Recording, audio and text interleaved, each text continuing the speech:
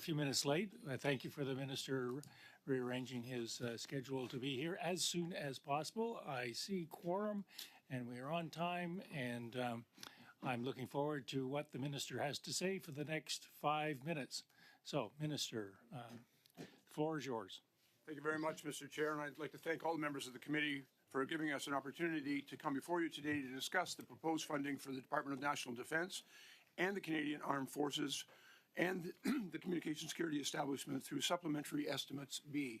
These estimates come at an extremely important time for the defence and security of Canada and Canadians. Through these estimates, we will be requesting $3.3 billion, which will help fund a number of commitments that we announced during our renewed defense policy, along with other critical operational requirements.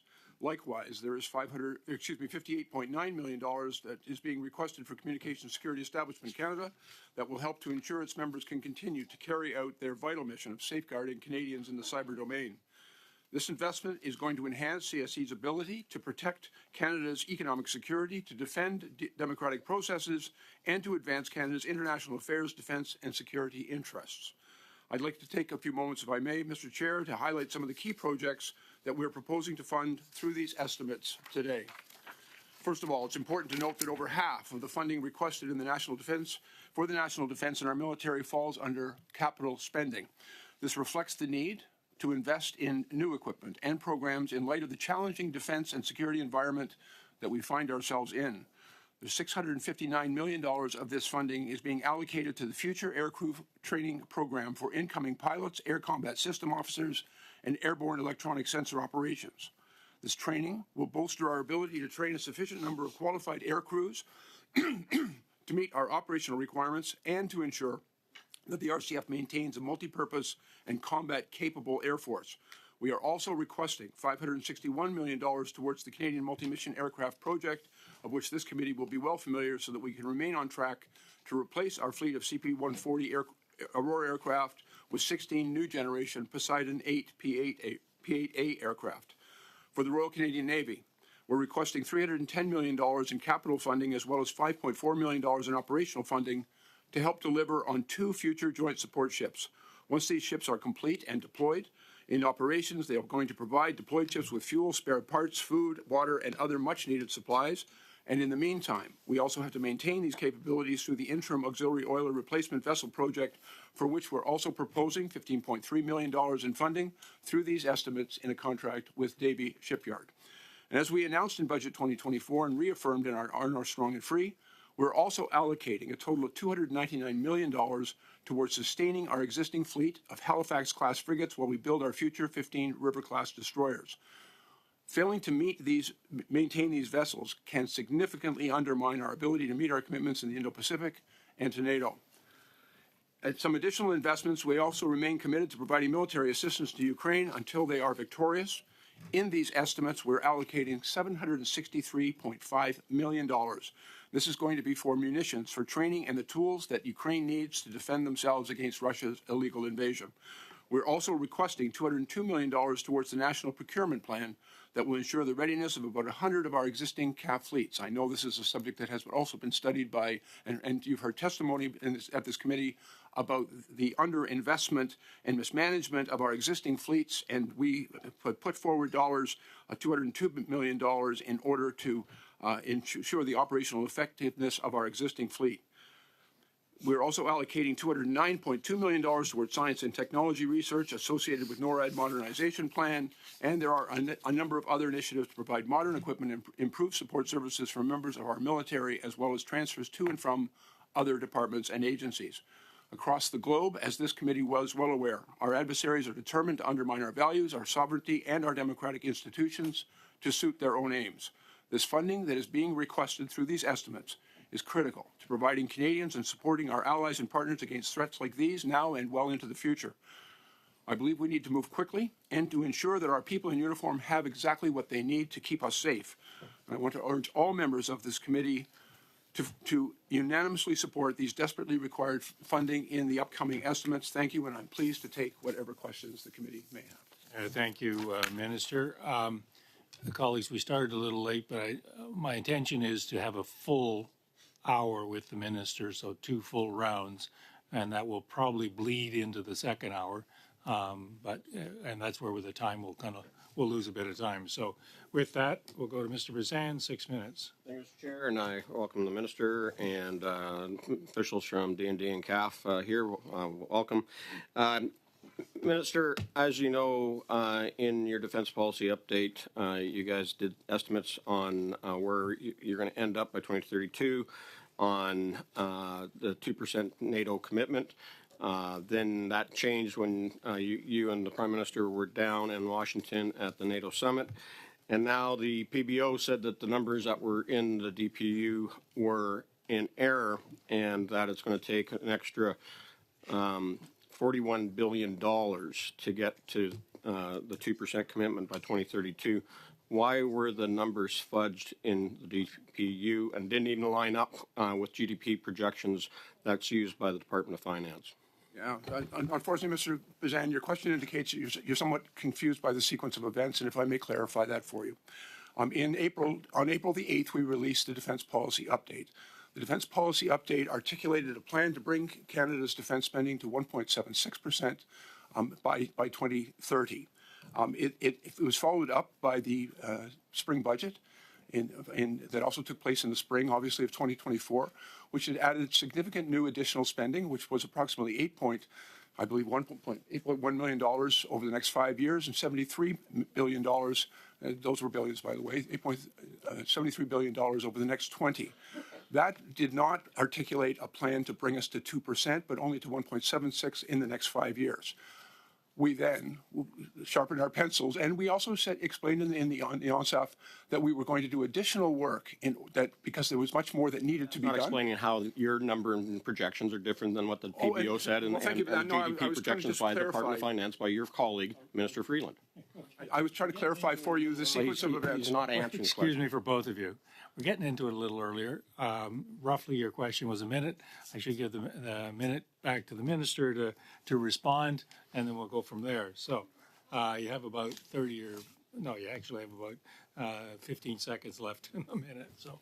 And just to clarify, first of all, I always value the work of the Parliamentary Budget Officer. Provides very valuable advice and assistance to Parliament, and we take his reports very seriously. But I would just, as a point of clarification, Canada has made a commitment to reach 2% of spending for our GDP, and it's a NATO commitment. It's a NATO standard. NATO uses a different calculation for each nation, all 32 members, GDP. They use the OECD calculation, and we have based our commitment on the NATO standard, not on the numbers that the Parliamentary Budget Officer uses. I'm not arguing with the Parliamentary Budget Officer. As a matter of fact, I appreciate his ambition. You're right. Okay, we're stretching it here. Yeah, and I just correct the Parliamentary Budget Officer's numbers are based upon actual projections. So let's drill down on this budget, because this budget and these estimates actually show defense spending getting cut. There's, you announced one of your first announcements when you were named defense minister was cut $2.7 billion from the budget. Now, we know that that's impacted training and readiness of our forces. We had your former colleague, General Leslie, here, and he was talking about how our NATO brigade is no longer training as a unit, getting certified in combined arms training at Wainwright. And he says they're going to have to learn on the job using other people's equipment and expertise in the country. And he says that is not safe. So, Minister, why are we making our troops less safe and less capable and less ready by not fully making use of our facilities here in Canada, like CFB Wainwright? Yeah, thank you very much for the question. General Leslie is a former colleague and a good friend of mine. I've been to his home a number of times for dinner. But I respectfully disagree. And I would just point out to General Leslie, who served exceptionally well and admirably in the Canadian Armed Forces for many years, but he's been out for a while. I think that might be a question. The decision was an operational decision to do the training that you've referenced actually in theater in Latvia, where we're working in a coalition environment with 11 other nations. And the decision was made that in order to really maximize the benefit of that training, we should do it in that environment. And that's where it's taking place. It was an operational decision, and I might suggest that in the second hour, you could reference that. Okay, I will. So let's move on then. To the Vice Chief. You know, one of the aspirations of Canada, of course, is to join AUKUS. We're receiving also the F-35s and the P-8s. That requires that we have a top secret cloud to be able to be interoperable with our allies. Where are we at on getting a contract to ensure that we have a top secret cloud that's interoperable with Canada, the U.S., UK, and other allies? Yeah, I don't want to get too far ahead of our discussions with AUKUS, but Canada's making some exceptional progress, and we are at the table discussing Canada's robust participation in the second pillar of AUKUS. There is ongoing work, and again, I would turn that question and perhaps suggest. Back in the second hour. If you don't know, we'll just keep on moving on. It's not that I don't know. It's just that there are elements of those contractual discussions that I don't think it would be appropriate for me to discuss, and perhaps the chief would have a much better understanding. We'll deal that in the second hour. Okay, so we also know that because of the budget cuts that there was, you always said that this was in consulting, but my understanding is that there's also been cuts to satellite telecommunications services as well as ISR that we have been relying on in the past, that has also been taken away in the excess of $200 million. Is that a direct result of the $2.7 billion cuts that you're making to national defense? Thanks for the opportunity to clarify that. We are reducing our spending, as every department in the government should, on executive travel, professional services, but we made it very clear, and I should have directed to the Canadian Armed Forces and the Department of National Defense, that what we are not going to do is impact our operational readiness or the services and support that we supply to members of the Canadian Armed Forces. Because people are the foundation of the Canadian Armed Forces, and we're making a number of really significant investments in our people, including in housing and childcare, healthcare. We're increasing hiring. We're accelerating our response to personal crisis. And we're doing all of the things that our people have told us are necessary to make it easier for them to serve. We're going to continue to attract and retain and train the next generation of our forces. And I have some good news to share with this. I'm not a real fan of run-on sentences. So if we could move on to the next 6 minutes, Madame Lapointe. Thank you. Welcome, Minister Blair. You're here today to speak about the supplementary estimates B while the House of Commons is in a near deadlock. Can you set the scene for us? What is the risk if this money doesn't go through? How do these estimates matter to the Canadian Armed Forces and to our operational readiness? Thank you very much. And that is the essential question. It's precisely why I asked for the opportunity to come before this committee. My understanding in my conversations with the Deputy Minister, who's here with me today, and with the CDS and the Vice, and all of their teams, and with the Communication Security Establishment, is the funding that is requested in these estimates, that will be authorized through these estimates, is essentially required for us to continue to move forward. There is a strong sense of urgency among all of our departments and all of our officials.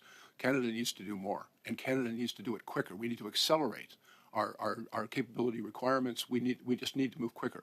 And the delay in getting access to this funding could have a significant operational impact on the progress that our team is making. And that's why I ask for your support. I'm also quite concerned because the request for funding for Ukraine, $763 million, it's a vote 10 under the supplementary B estimates. If that money is not approved and in a timely way, then that money will lapse by the end of the fiscal year. And Ukraine just needs it desperately. And so I wanted to come before this committee and make sure that you are all aware that there's an urgency of approval of these estimates. Thank you, Minister. There's over $202 million in funding to maintain the operational readiness of approximately 100 existing Canadian Armed Forces fleets, including aircraft, ships, tanks, and other military equipment. What is the importance of this funding for the safety and for the security of military personnel and for Canadians at large? I'm aware that this committee has heard testimony from a number of our senior officials, including the former CDS, about the operational readiness of many of our fleets. And he has provided you with information and insight in that many of our vehicles, for example, our tanks, our artillery, are in an unsatisfactory state of repair. We recognize that. We heard that request very clearly. That's why in ONSAF and in the 2024 budget, we asked for the money that is required to maintain those fleets. We've got to make sure that our people can do their job, but they can also do it safely. And that's why this money is important. And we recognized and acknowledged that the Canadian Armed Forces told us they need help in maintaining their existing equipment, and we've come forward with money to do that. And there's also money, as I mentioned, in maintaining the Halifax fleet. And until the new destroyers are built, we're going to have to remain operational, and we can't do that unless we maintain those frigates. And so money to maintain our existing fleets is every bit as important as the money that we're asking for new capital acquisition. Can you elaborate on the $210 million that is allocated for science and technology research to modernize the North American Aerospace Defense Command, and what this funding means for the future capabilities to defend Canada and North America? As this committee is well aware, we've allocated $38.6 billion for NORAD modernization. It is going to require a significant update. We've relied for generations on the DEW line, which is great, provided great service, but new over the horizon and over the polar radar systems, new technologies, and frankly, moving towards a more robust integrated air and missile defense for the continent is part of the NORAD modernization. It's going to require that we invest in Canadian innovation and researchers so that we can do our part and participate in that alliance. There are other announcements that I will be making shortly, and I don't want to get too far ahead of myself, but we're also working very closely in alliance with some of our international partners, Australia, the United States, the United Kingdom, and others. And Canada is really stepping up, and it's one of the reasons I might suggest we are being very actively attracted to the AUKUS II pillar table, because Canada's scientific innovative community is strong, and we have much to offer our allies, but it does require that our government invest in those innovators and invest in that research in order to make us truly effective. The estimates contain $59 million in funding for Canada's communications security establishment. And we've seen certainly some testimony here with cyber attacks on the rise, including more frequent cyber threats to economic security. We will need to rely on those capabilities to continue to keep Canadians safe. How critical is this funding to be able to ensure that we can continue to build up Canada as an effective cyber power? First of all, let me take the opportunity to express my great pride in the exceptional work of CSE. I hear from our allies all the time about the very high respect that our people are earning in the international community. They're also doing critically important work in protecting not just our country, but our provinces, our municipalities, critical infrastructure across this country from cyber attack. Canada is in a state of constant attack from hostile activities of state actors and criminal organizations who are attempting to undermine our important public institutions, our critical infrastructure, our data systems, and through cyber attack. CSE is our first line of defense, and it's absolutely essential, and I'm sure the Chief will be able to provide you with more detail on what some of those investments will involve and why they're necessary. But they have convinced me, and I hope to be able to convince you, that there's an urgency to continue to make these investments because the work that they do is so critically important to our national security and defense.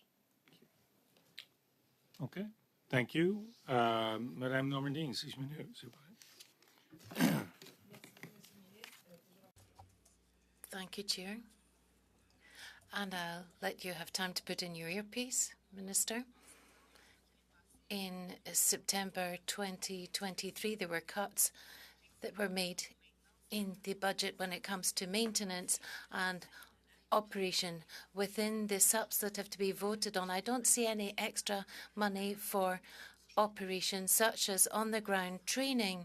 So I'd like to know if requests were submitted to get extra money for the operational side of things, for training, for example.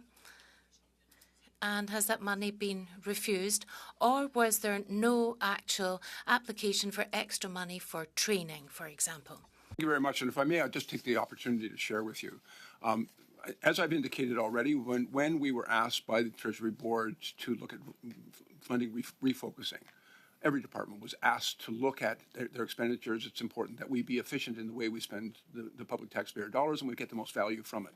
And so I directed that we would look not at the maintenance of our equipment, the supports we provide for our people, or anything that it would impact operations or the supports of members of the Canadian Armed Forces. Instead, we were looking at some professional services, some of which are absolutely essential, and I know you're well aware of many of them, but some of them which were perhaps not the best use of public resources. We also looked at executive travel and other measures that I think were appropriate to make sure that we were managing our funding appropriately.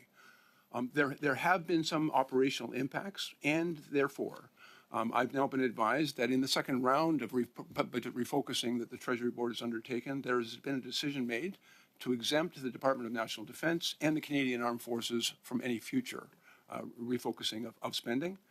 I think it's an acknowledgement of the important, essential work that we are doing. I think as it's reflected in our budget and in the estimates we're bringing forward to you, but I think it's good news for the Canadian Armed Forces and the Department of National Defence. I hope it's good news for this committee that there's an acknowledgement that we need to do much more and we need to do it quicker.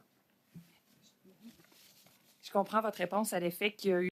I do understand your answer that there has been some cutting off, for example, in the professional services. But my question is, did you receive requests from people on the ground to increase the budget once again for training and operations? I understand that there won't be any future cuts that we've said, but now for these current supplementary estimates, have there been requests to increase the budget? As I've indicated, there's indication in here. There is a direct request for the sustainment of our fleets, but it's not just sustaining equipment. It's making sure that we've got the people trained and the skills in order to maintain those equipment. So those are investments that could involve training, which is also essential as part of maintaining our fleets. But in addition to that, I believe we'll be able to share with you the CDS and her team have put forward a new reconstitution plan, which looks at a number of different training requirements, including expanding our training for basic training so that we can improve our intake of personnel into the Canadian Armed Forces.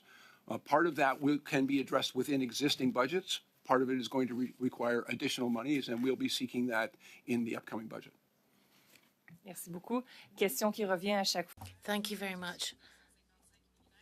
And then the 150 millimeters production, because we're talking about air-to-air missile procurement in the supplementary budget. What about the production of 150 millimeters at a local level to actually improve production capacity and capabilities? Is something happening at that level? Actually, a great deal is happening in that discussion. There are negotiations now taking place between the Department of National Defence and Canadian industries involved in the production of munitions.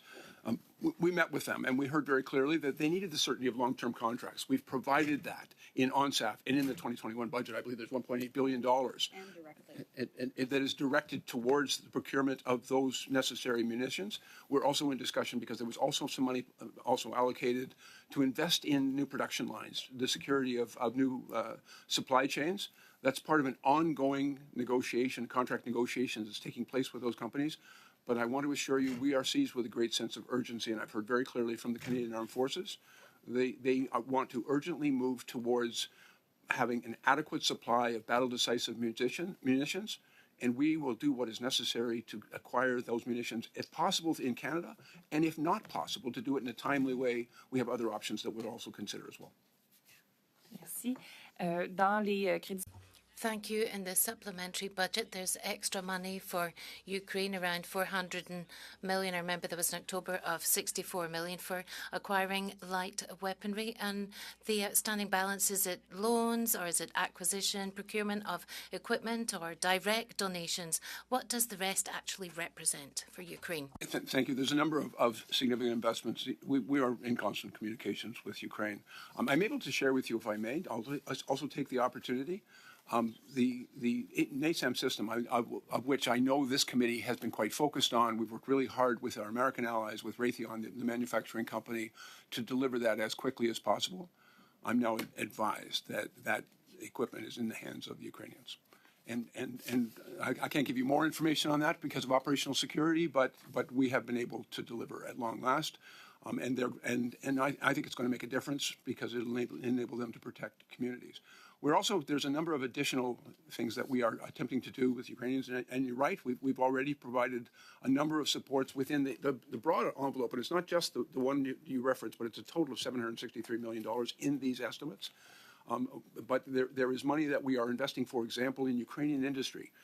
They're working in a partnership with our armed forces and with Canadian industry, but to produce munitions in Ukraine. Just by supporting that industry, it actually helps Ukraine develop what they need and get it delivered much quicker. Unfortunately, we're going to have to leave it there, but I'm hoping you're going to work that those kinds of responses into other questions. Ms. Matheson, 6 minutes, please. Thank you, Minister, for joining us today. So the supplementary estimates outlines the number of different transfers to different institutions. Yesterday, though, we learned in the External Monitor's fourth report that the Canadian Human Rights Commission representatives are restricted in their ability to conduct outreach to CAF members on their rights due to a lack of resources. So why is the Department of National Defence not stepping in to provide those additional funds to cover the necessary outreach that needs to occur? Well, again, the Department of National Defence and Canadian Armed Forces do not fund the Canadian Human Rights Commission. But I think it's important that we do everything that is possible. We did make a policy decision, and we enacted new rules that allows every member of the Canadian Armed Forces to go directly to the Canadian Armed Forces. That has put an additional burden on the Human Rights Commission. Being that our people can go directly, and we've already seen some very positive things, which the External Monitor has also pointed out. If I may, just as well, just highlight another area that is a shared concern of ours that the External Monitor has highlighted. One of the challenges for the Human Rights Commission and for the External Monitor and for the Canadian Armed Forces is inadequate access to the data that is necessary to facilitate proper resolution of these matters and speedier action.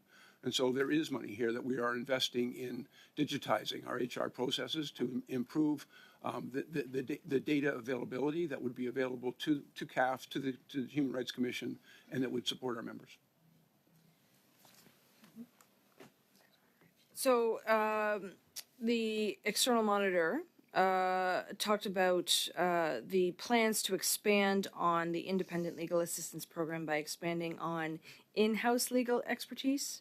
I think that's what you were just speaking about. What consideration has been given to survivors that would face a barrier to accessing these resources due to institutional betrayal that makes them hesitant to access legal advice from an institution that has such problematic history? And that would also link it back to the Canadian Human Rights Commission, considering that would be a trusted ally and source as opposed to internal resources. And Lindsay, it's an important question, and we want to make sure that those survivors have access to adequate legal resources, and I'm advised that the Department of National Defense provides funding to enable them to access those resources if and when they require them. Except that we were told that those were restricted. The External Monitor explained that they were being restricted, that they were not as accessible in terms of the funding that was required, the resources that were required. Again, there is access to funding. The department provides funding in order to enable them to access those resources. But let me also acknowledge, I think the External Monitor is doing an exceptional job for us. We work daily with her. We receive the interim reports episodically from her, but it's a daily conversation about things that we can work on and improve together. As she's already highlighted, by the end of this year, 2/3 of those recommendations will be implemented. We are working to fully implement all of the recommendations by the end of the year. We have a comprehensive implementation plan. We'll continue to find ways to make sure that survivors get all of the supports that they require. Well, that's good news. So, because of that potential mistrust of internal sources, internal legal counsel, would there be? Would you consider? Funding lawyers that were already part of the class action suit. These are trusted lawyers, trusted legal representatives. Would that be something that the department would consider providing funding for in terms of that independent legal counsel? And again, I think that would have to be considered on a case-by-case basis, depending on the circumstances. And so I don't want to give a sort of blanket answer. Yes, I believe that there may be different circumstances that would need to be considered under those circumstances. We don't necessarily fund, for example, lawsuits against the government and against the Canadian Armed Forces, but having the lawyers that have represented within the class action and then again, go on to help those same survivors. It's something certainly I would undertake to you that we would look into to see what circumstances where it might be appropriate to provide that type of support.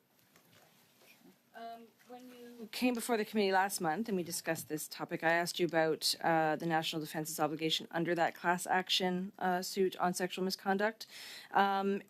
the class action included the review of the SMSRC mandate within 5 years, and that review was to be conducted alongside representatives of the class action.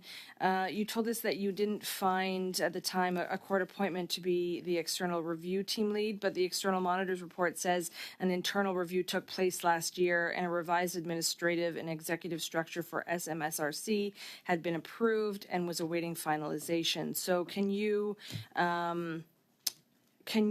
further explain your comments to this committee, why you said that at the time, considering the external monitor seems to believe differently? Well, again, I value the input of the external monitor. I'm advised that this is very much involved in the HR department, and they're working through some of those resolutions. The external monitor's advice on this something is, as I say, we work with her on a daily basis in order to make sure that we respond appropriately. I share your concern, and I did when I was here with you last month, maybe a few weeks ago, that 5 years is a long time to wait for resolution of these matters, and so we are working hard to make sure that we get the job done. Thank you, Ms. Madison. Ms. Gallant, 5 minutes. Thank you to the minister. Amid the $2.7 billion in cuts, how are you ever going to replenish the ammo stockpile you depleted for our troops? What types and amounts of ammunition have been contracted for CAF use? Thank you very much for the question. There are a number of questions. First of all, I think your characterization of a $2.2 billion cut is inaccurate. Last year, the actual reduction was substantially less than that, and I think, I'm sorry? $810 million, but it was not any reduction in munitions acquisition. As I've said, we've put money in the ONSAF, and it's $1.8 billion, and we're currently in contract negotiations. Battle decisive munitions, and I think everybody talks about the 155, but it's a broad range of munitions. Minister, how do you decrease them when you decrease expenditures when nothing has been done in the first place? The stockpiles were depleted and not replenished. Well, we want to see where the contracts are. The soldiers want to know that they're going to have ammunition when sent into the theater. Yes, ma'am. And as I said, right now, our budget for acquiring munitions is about $300 million a year. There was no reduction in that expenditure, and in fact, it went up last year. But we've also heard very clearly about the need to have an adequate supply of battle decisive munitions. One of the pressures, obviously, is the supports that we've also been providing to Ukraine, but that doesn't relieve of any of us of our responsibility to make sure that CAF has what it requires, and we're investing in that. We don't have contracts. Okay, so our troops in Latvia have broken down vehicles, no mechanics. The troop carriers just non-functioning. Not only do they not have mechanics, but they don't have spare parts. So given this, how are we going to ensure in the short term with our leading that whole brigade that we're going to get them what they need should this become a hot war? Yeah, thank you very much. And first of all, respectfully, you have mischaracterized the state of readiness. We've actually made some very significant investments in our deployment in Latvia, and we've just completed a major NATO training operation with our allies in Latvia. I would characterize it, as our NATO allies have done, as an overwhelming success and a demonstration of capability in that theater. We're borrowing from other countries. We don't have our own for our own troops. We're relying on the mercy of others the way we relied on mercy for choppers in Afghanistan. Now, what impact will the $2.7 billion in cuts to CAF have on deterring the Russians or Chinese in the Arctic? Respectfully, your characterization is not accurate. We are refocusing certain spending to make sure that we are spending money well on such things as hospitality and executive travel and professional services, but we are not in any way diminishing, and in fact, we're significantly increasing our investment in operational readiness. That means significant new investments in people, which are absolutely essential to the operations of the Canadian Armed Forces, in new platforms and equipment, new ships, new planes, new vehicles. All those investments and contracts have been signed and are well in train, and we're coming forward with these estimates, asking for the money that is required to maintain those fleets that you cite, and Thank I you, agree, Minister. need to Given be that your, kept in a state of good repair. Thank you. Given that your government refuses to put the capabilities in place to deter foreign incursions in our Arctic by hostile nations, is the minister hoping the U.S. Will just take over that responsibility for our Arctic, because we're not doing anything in the short term? In the long term as well. Respectfully, Canada is stepping up, and I invite you to go back and reread our new defence policy update, which talks about the necessary investments, Canada taking on greater responsibility for continental and national defence. We're already investing, as I've indicated to this committee, $38.6 billion in NORAD modernization. Canada is doing its part, and we're going to do more. We're investing in underwater surveillance. to We're investing in execute. new fighter jets. We're investing in new We infrastructure. can print whatever we want. fulfill our There's no job. execution plan. So given the CAF, it's the cuts to the CAF, what is the year-by-year training plan for the training of some submariners to be proficient on the new submarines, given that there's probably going to be a gap in capability in submarines, and once we've lost that capability, it's going to take a long time to get them up to snuff and capable of deploying with our new submarines. So how are you going to do that? That may or may not be an important question, but Ms. Gallant has not given you any time to answer it. We'll move on to Mr. Collins. 5 minutes. Thanks, Mr. Chairman, and Minister, good morning. I'm going to take us back to Ukraine. You might recall this time last year, I think it was the first week of December, we had the Leader of the Opposition playing procedural games in the House of Commons. We had that 30-hour debate and voting that took place. First week of December, that essentially was holding up, similar to today, the support for Ukraine. And at that point in time, if you recall, Minister, he instructed his caucus members to vote against not just all of our supports for the Canadian Armed Forces, but he instructed his caucus to vote against the supports that we're providing to the people in Ukraine. Here we are again, almost the same time of year, and the Leader of the Opposition is playing procedural games, as my colleague pointed out in her questioning, and it will have the same impact and effect. It will hold up the necessary resources for people in Ukraine. And I know that when I met with Ukrainian Canadians in my community recently to mark the 1,000-day point in the illegal conflict, they shared their concerns in terms of what's happening in the U.S.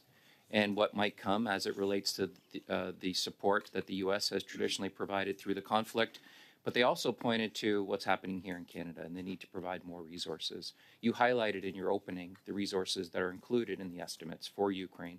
And I'm wondering if you can make any sense in terms of why the Leader of the Opposition would take the position he has, and why it is important for us to continue our support for Ukraine.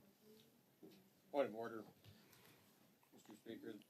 Instead of sitting here and attacking, other parliamentarians, I'd just say that, Conservatives support Ukraine, full stop. We don't support this government. Two different questions. That's a debate. Not a My point next of- question will be that's on a- misinformation, that's a- so I'll get to that hang next. on. Talking about misinformation, crap. Gentlemen, that is not a point of order. That is a point of debate. I've stopped the clock. Mr. Collins, you have a minute or 3.5 minutes.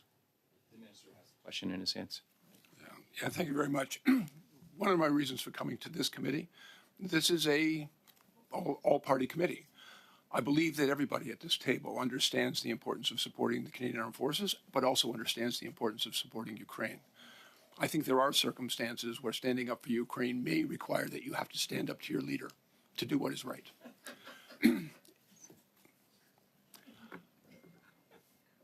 I'm hopeful that I'm able to make the case about the urgency of the supports to Ukraine, so that perhaps through the members of this committee, they can go back and have that conversation with their political leadership in order to ensure that all parties do what is necessary and do the right thing. I think we unfortunately saw last year a lack of support for those measures, and there may have been many other reasons or excuses for that, but I'm really hopeful this time. Given this urgent situation that exists in Ukraine, I believe Canada and Canadians are unwavering in their support for Ukraine, and we recognize the urgency of continuing to provide them with supports. I just remain hopeful. And perhaps that's naive, but I remain hopeful that perhaps we can put partisan political interests aside and do the right thing for the people of Ukraine. Agreed, and very well said. Minister, I'll move on to misinformation and disinformation. And part of Russia's campaign includes trying to convince not just Canadians, but people across the world that supporting Ukraine is something that that isn't important. And unfortunately, those efforts have paid dividends in both the United States and here in Canada. We increasingly see chatter on social media speaking to Russian talking points that they're pushing. They've also paid social media influencers in the U.S., and that certainly is in the public realm now, and there are charges pending, I think, south of the border. And that has bled here into Canada as well in terms of some of the social media influencers that you'll see parroting the same talking points. You mentioned in your opening a cyber domain investment. I think that investment will probably go a long way to address some of these issues, but can you expand upon that investment and what it means to combat Russian disinformation both here in Canada and other parts of North America? Yeah, there is currently also legislation before the House that speaks to this, and I think it's important legislation because we have to do, I think Parliament has a responsibility to take the steps necessary to protect our national interest and protect Canadians from the onslaught of misinformation, as you say. I don't want to, if respectfully, I don't want to get too deeply into some of the intelligence that we are aware of, because this isn't the appropriate forum for that discussion. But I'll just simply share with you. I'm, on behalf of the government, the person who makes most of the public announcements about the investments and supports that we're providing to Ukraine. They used to be the most popular things that I ever put out on social media, and I crossed all party lines. And for all Canadians, there was overwhelming support. Now I'm inundated with misinformation, attacks by bots and right-wing bots, and some of them south of the border, some of them obviously Russian influenced. Some of them just people get caught up in that misinformation campaign. And it's a little bit disappointing to see the wavering of some support, and that's the intent. I would also point out that some of the saber rattling that we're now seeing from Russia, bullies do not like it when their victims can hit back.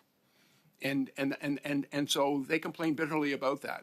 But they're the ones that are attacking people, infrastructure.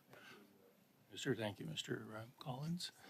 2.5 minutes, Madame Normandin. Merci beaucoup. Thank you very much. Minister, I'd like to come back to the 155 millimetre. About a year ago, on the 7th of December 2023, you promised that we were going to quadruple the production capacity from 5,000 to 20,000 per month. And we put this question forward several times. And you've said that you were waiting a few months ago for a study from the manufacturers for their plan to increase capacity. And then later, when I put the question again, you said that perhaps the producers want to increase the cost, but we want to make sure that Canadians get a bang for their buck. But we've never had figures. So what is the monthly production capacity in Canada for the 155 millimetres? What is it? Yes, thank you. I've just received information from officials, so it'll be accurate that right now the monthly production is 5,000 rounds of 155 ammunition that we're acquiring. But we believe that has to increase in order to meet the requirements of the Canadian Armed Forces, and not just domestically, but in our international obligations as well. And I think the target we're aiming for is about 12,000 rounds. Thank you. I got that right. It's always encouraging. About 12,000 rounds. There are contract negotiations taking place right now with those companies. It involves not just the signing of long-term contracts, which the companies have said they require from us, that certainty that business requires, but also investment in their production and security of their supply chains. And so those negotiations are taking place right now. Frankly, our department officials are involved in those negotiations, and it would be inappropriate for me to discuss sort of the state of those while we're in the state. But I just want to assure you, I share your urgency in order to deliver on this. We're also concerned because it'll take some time for those new production lines to be initiated. And so we're also looking at what other alternative ways we can acquire the required munitions in a more timely way as an interim measure. Madame Masson, 2.5 minutes. When your predecessor appeared at this committee last, I tried to ask questions about the civilian Afghanistan language and cultural advisors. He wouldn't answer those questions, so I'm hoping that you will. They served side by side with the Canadian Armed Forces. They were on patrols. They were in uniform. They were armed. Some served for 2 years straight. and they're being treated as though they were this external group. Yesterday, you told reporters that you are looking to provide the same protections for these workers as public servants. Can you confirm today what existing long-term income replacement programs you are claiming that they qualify for, and explain why they haven't been approved to date? Can you also say why the supplementary estimates didn't include that immediate funding for income replacement? You don't have to create a new program. You could do some income replacements. And if I may, just first of all, let me acknowledge the valuable contribution of those linguistic and cultural advisors. They did serve side by side. Many of them went outside the wire. They put themselves at risk, and they experienced, obviously the same challenges, many of the same challenges that the members of the Canadian Armed Forces dealt with. But I think it's important to also clarify they were not members of the Canadian Armed Forces. They were under contract. And we've made a decision not to treat them as separate contract employees and say this is the responsibility of their direct employer with whom we had the contract, but rather that they are public employees, they're public service employees. We've made that decision because we believe that we have an obligation to them. And as public service employees, they are going through a process to determine their eligibility for health supports and income replacement. I believe 23 of the 26, I'm hoping to make sure this is all accurate, that's why I'm looking over my shoulder.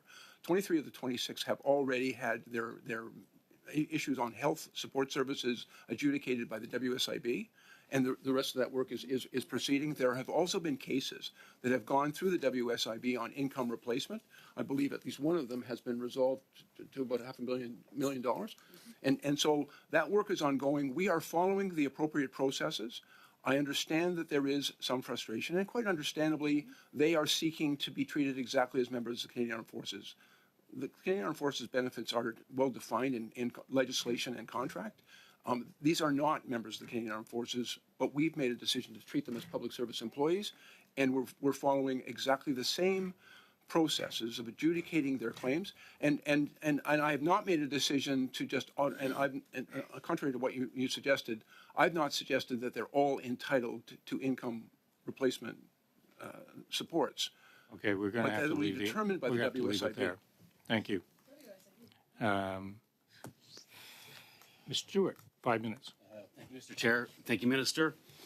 I just want to clarify a couple of things here before we start. Conservative support for Ukraine is not contingent on support for this Liberal government. The people of Ukraine know where we stand, and I spoke to them on Sunday at the Ukraine consulate, and it's very clear. Second is, if you read the Globe and Mail this week, you'd see that in their view, and in many people's view, the seizure of Parliament is squarely at the feet of the Liberal government. So let's be clear on that. This is not the Conservative Party holding up Parliament. Third, I'd like to point out for the Minister that GDP is a standard calculation across the world, and including NATO, that represents the entire value of goods and services minus imports produced in a country. That's also the definition that NATO uses. So we'd love to see an update on our on our military spend versus the standard definition of GDP that coincides with that from the Finance Department. Sir, are the cuts to the military being driven by the PMO? I'm sorry? The cuts to the military, the $2.7 billion, is that being driven by the PMO? No. And my question, And again, I'm going to have to clarify that because you've made a blanket statement which is completely inaccurate. We've been asked to do, in every department in the government has been asked to do a funding refocusing to make sure so that why would we not shift that spending versus cut it from the military and shift it to where it's needed? The decision is being made. As I've already indicated, we were asked to do a funding refocusing, and we did. And it was necessary because, quite frankly, when we're spending money, we have to make sure that it actually contributes to capability for the Canadian Armed Forces and support for the members of the Canadian Armed Forces. My question is, sir, if we are refocusing the spending, why is it not refocused within the military so that we get support for the troops that need it and increase their capabilities here? Well, and it's because we've learned the lessons of the past.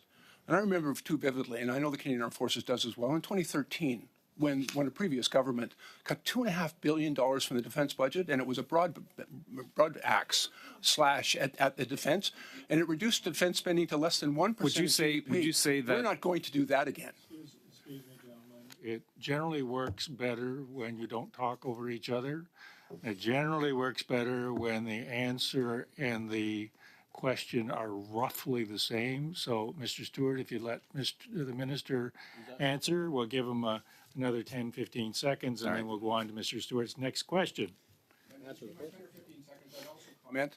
I think deeds speak. You know, talk is cheap, but when it comes time to actually step up and do what is necessary for Ukraine, I am very hopeful that every member of our parliament will do what is required and support these supplementaries. Okay, Mr. Stewart. Thank you. Would you say that we have the necessary warrior culture within the CAF? I will tell you that I am daily impressed by the dedication and resolve of the members of the Canadian Armed Forces to do their job. Not 100% sure what you're referencing as a warrior culture, but what I can tell you is the Canadian Armed Forces needs great people. And in my understanding, great people includes great women, great Indigenous candidates, and great diverse candidates. And as my friend and colleague, the Secretary of Defense of the United States just said yesterday, I think we either have it or we don't. The last thing I wanted to ask you about, sir. Stronger. Mr. Stewart. The last thing I wanted to ask you about is, given that we have in some places warrior culture, do our warriors have the tools that they need to feel safe in their job and equipped when they're in theater to do that job?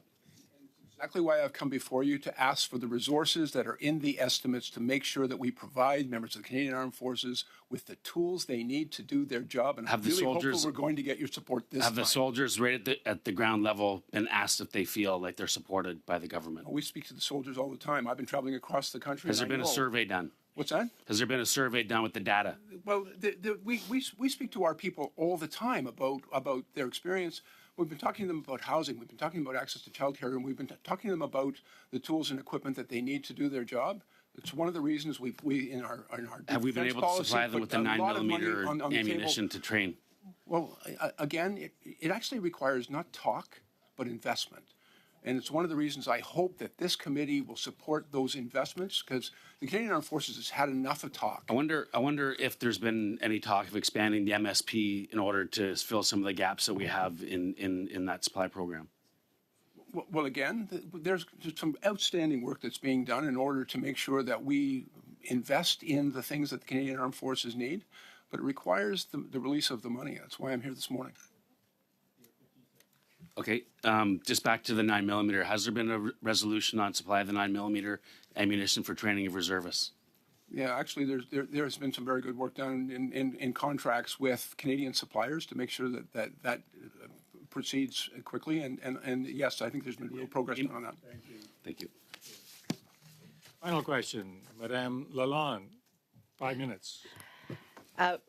Minister, I want to say thanks for appearing in front of us this morning. And certainly, there's been some, actually a lot of investment in our Canadian Air Forces. I think over the past 18 months, close to $60 billion through the acquisition of the F-35 and the P-8. And that will ultimately need to fund a program called the Future Aircrew Training Program. And as I see in these estimates, there is $659 million for that particular program. And I think we can all agree that the importance that the equipment will require that next generation of individuals to be highly trained. Can you maybe tell us a little bit more of the need of training and supporting our next generation of pilots? Yeah, this particular program, which is quite substantial, and we signed a contract with a consortium of Canadian companies in order to deliver it. It is the largest investment in the Royal Canadian Air Force since the Second World War. We've also, as you've indicated, signed contracts to acquire new F-35 fighters, P-8 multi-mission aircraft. There are other significant investments in new trainers so that our people can train properly and safely to do that.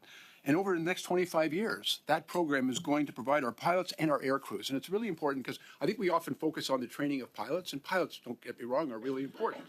But every plane requires a crew, and that crew requires maintenance personnel and other supports.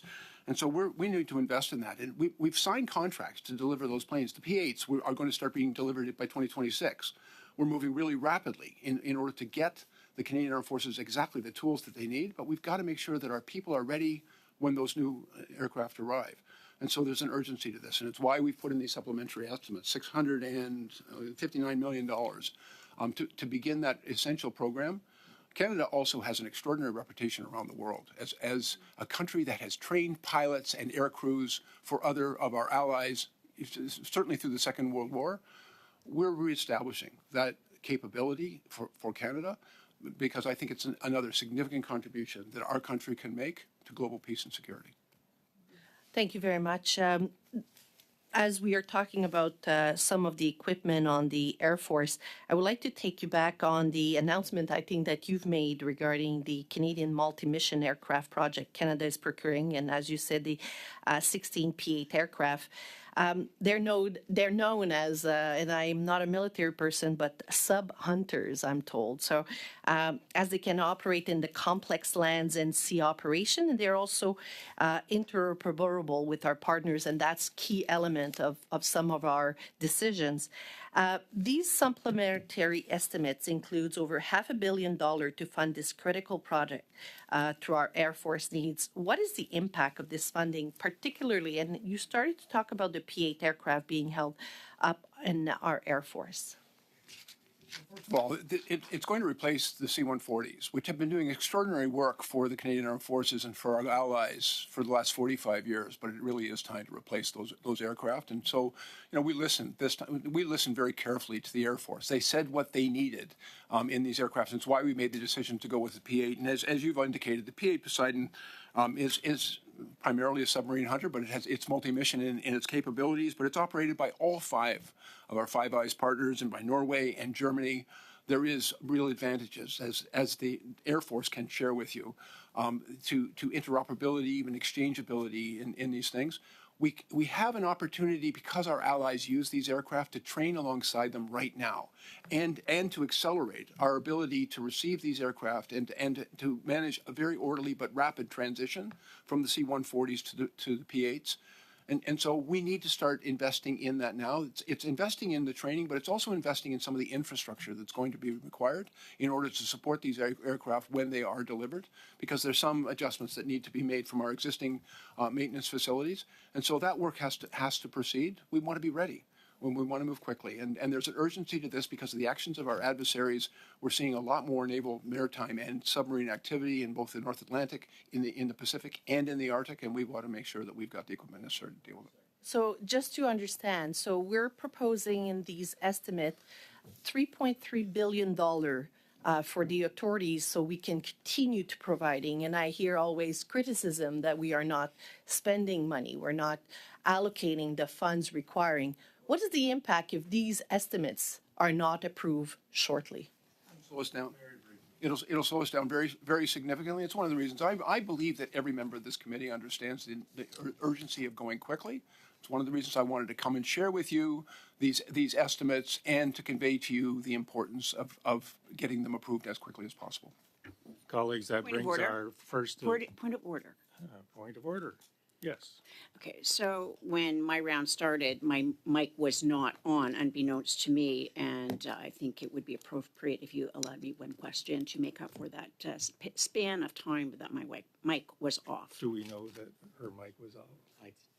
I wouldn't complain, Mr. Chairman, but this isn't the first time, and I'm not suggesting anything is intentional, but to make sure that, well, we know the Speaker in the House does that, so we want to make sure that, fair is fair.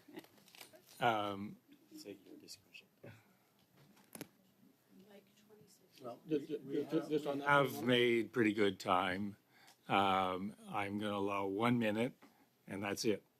Okay. Okay, thank you, Mr. Chairman. There is going to be a gap in our satellite constellation. One is going to go offline before the next one is ready to replace it. What measures are being taken? What is going to happen to make sure there is no gap in that surveillance? Thank you very much. I can advise that interim arrangements have already been made to ensure that there is a continuity of that availability. Bring our first hour to a conclusion, relatively unscathed. We appreciate, Minister, you making considerable efforts to be here and sharing with you the supplementary estimates. With that, colleagues, we will suspend for only as long as we need to in order to be able to move into our second hour. Meeting suspended. For Mr.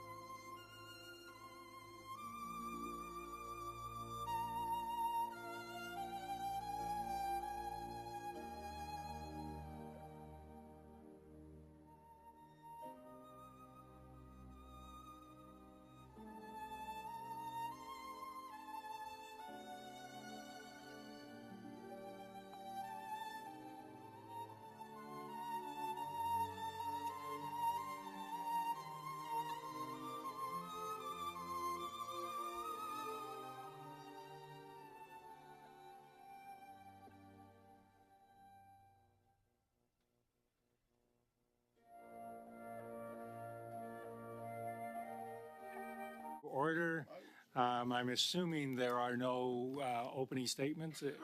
Okay, so we go directly to questions. Well, Ms. Gallant. Whoops. No, I correct. Mr. Stewart. Okay. I feel like it was just here. Thank you, Mr. Chair. Thank you to our witnesses for being here today. The first question I wanted to ask you about was the training of our soldiers that are going to theater in Latvia. And we understand that there's a decision made not to have the soldiers fully trained when they deploy. And just wondering about that decision and when that was made. Thank you, Mr. Chair. The earlier question alluded to General Leslie, a very deeply respected warrior leader that actually set up our Canadian Maneuver Training Center in Wainwright, a world-class facility, unquestionably for its immersion weapons effects simulation. That is the model we would ideally use. In this circumstance, the nature of the task force and the brigade is an integration of multiple nations. It was a deliberate choice to do the combat maneuver readiness training in Latvia with the allies to assure the integration. Does that put our junior soldiers, for instance, have less experience at any greater risk? I think the same level of training is assured.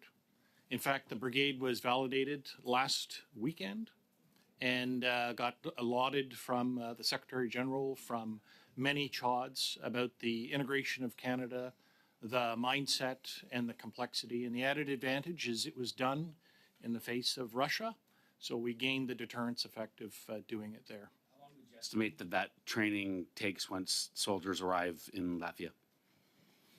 I don't have a clean, you deserve a clear answer, Chair. I don't have. I would imagine it's also ongoing every day. There's something additional and you're never done. I see the question. Yeah, so there's individual training to prepare individuals. There's collective training by groups, and then there's continuation training. When we deploy people to places like Latvia or elsewhere, it's a continuous maintenance of a level of readiness. Are there any other NATO nations that send their troops into theater in the same manner? In fact, Italy and I think it's France do the same thing in Romania, but for their combat readiness evaluation, they do it by computer-assisted exercise. Canada's leading the way and was recognized last week for actually doing close combat maneuver under a division construct, showing other allies how it can be done. We have our folks permanently there. Other nations often rotate, or they return to their home nations on the weekend, as an example.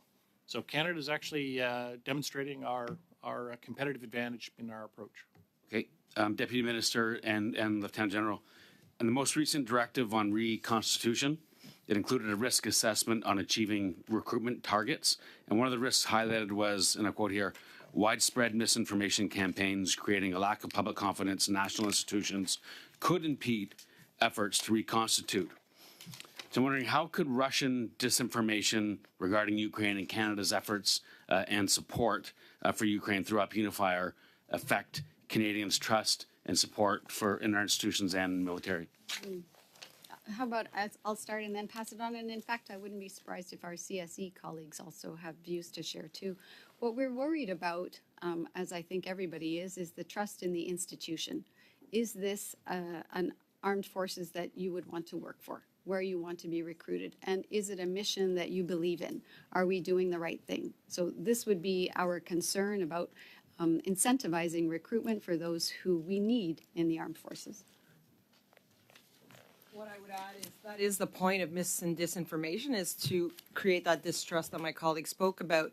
But what we have been doing as a CSE is combating and countering that mis and disinformation that comes from foreign actors in the form of the use of our foreign cyber operations. So we are able to use our tool sets to be able to help defend against those types of activities. We are seeing then disinformation being populated in our social networks here in Canada. How do you defend against that once something's already been blasted out through a network and people believe it because they usually believe the first thing they see, not the second and third that defend it?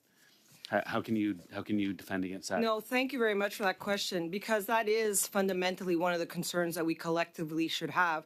And this is why the management of mis and disinformation has to be a whole society role.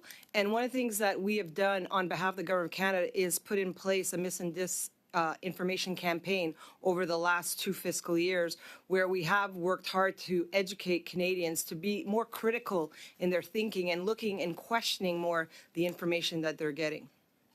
Maybe outside of your realm of expertise, but do you see that we're not teaching our children any longer to be critical thinkers? We have, we see this a lot in media, that there's an evaluation of our education systems, that we're now telling children how to think and not asking them to learn how to critically think.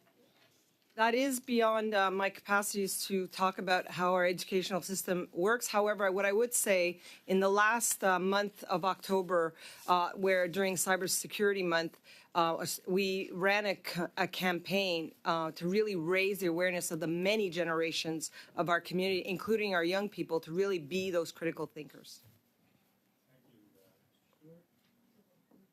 I've got Mr. Pawlowski online. 6 minutes. Good morning. The minister brought some good news this morning. He said that the NASAM system that the government of Canada had paid for was now in the hands of Ukraine.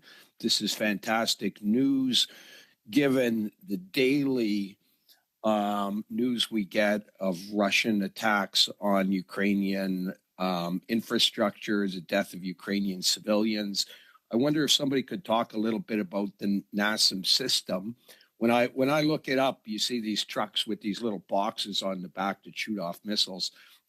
Is it one truck we're sending them, or is it like a whole bunch of trucks? What is the NASAM system, and what size of an area does it protect?